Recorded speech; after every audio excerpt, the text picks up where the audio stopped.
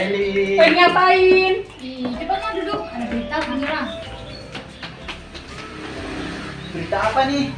Ih, tadi nih aku nonton berita tentang meningkatnya kasus kanker serviks. Terus nih aku jadi khawatir gitu nah. Nah, sebaiknya kamu ke dokter untuk memeriksakan kesehatanmu. Takut aku nanti kalau hasilnya buruk nih, gimana dah? Tapi Li, lebih baik kamu pergi ke dokter, biar lebih tahu pasti gitu nih, biar tahu apa kanker serviks itu sebenarnya.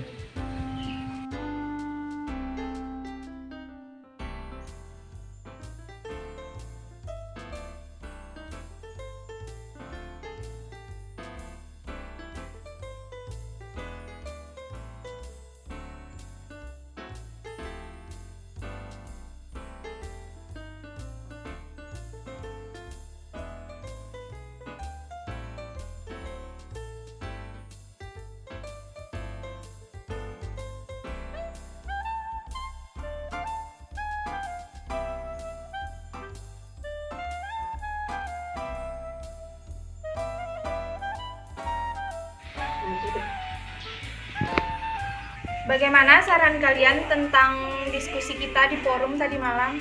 Kalau saran saya sih, mendingan kita lakukan edukasi tentang penyakit kanker serviks ini. Atau kalau tidak, kita bisa mengundang tugas kesehatan rumah sakit supaya bisa membantu kita dalam memberikan edukasi tentang penyakit kanker serviks ini kepada masyarakat. Dan itu nih kita bisa juga melakukan edukasi melalui sosial media. Contohnya kita bisa pakai TikTok, Instagram, Facebook, YouTube. Ya, terus kita buat video itu nih pakai bahasa yang mudah dipahami. Terus itu baru kita upload ke media sosial. Nah, ide bagus, soalnya kalau video bisa menjangkau lebih banyak orang dan memberikan pemahaman yang lebih baik tentang kanker serviks. Bagus sih saran dari kalian semua ini. Gimana dah? Kapan dah rencananya kita mau buat video pendek ini? Saya setuju sih. Terus kapan kita mulai melakukan program yang kita rencanakan ini? Mungkin kita bisa kerjasama sama kelompok lokal atau kelompok perempuan supaya informasi-informasi itu bisa terjangkau ke daerah-daerah terpencil. Ya, itu ide yang baik. Kita perlu mencapai sebanyak mungkin orang dengan berbagai cara. Terus nih bagaimana dengan anggaran buat kegiatan kita ini? Kalau kita mencari sponsor, terus kita ajukan proposal ke pemerintah biar kita dapat suntikan dana untuk kampanye kita.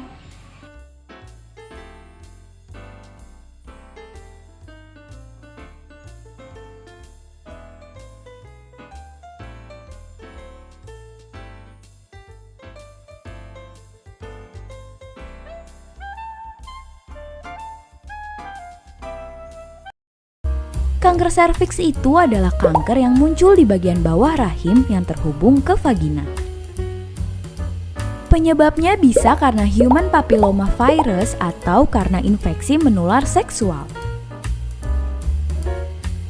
Kanker serviks ini memang sulit banget dikenali gejala awalnya. Bahkan, kebanyakan penderita nggak merasakan keluhan apapun di stadium awal. Inilah yang bikin kanker serviks biasanya terlambat ditangani. Tapi, Mamin gak mau hal kayak gini terjadi berulang kali. Makanya, di video kali ini Mamin akan kasih tahu Mampaps 7 ciri-ciri kanker serviks yang wajib diwaspadai. 1. Mengalami keputihan yang berlebih. Ciri pertama adalah adanya keputihan yang berlebih. Lendir keputihan biasanya akan berubah warna, muncul aroma tidak sedap, dan terjadi perubahan tekstur cairan vagina.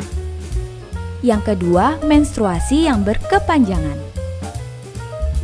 Gejala berikutnya adalah siklus menstruasi yang lebih panjang dibandingkan dengan orang kebanyakan. Normalnya, wanita akan menstruasi 4-7 hari.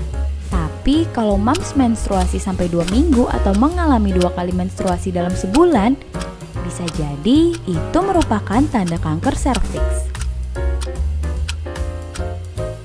Yang ketiga, rasa nyeri saat berhubungan intim.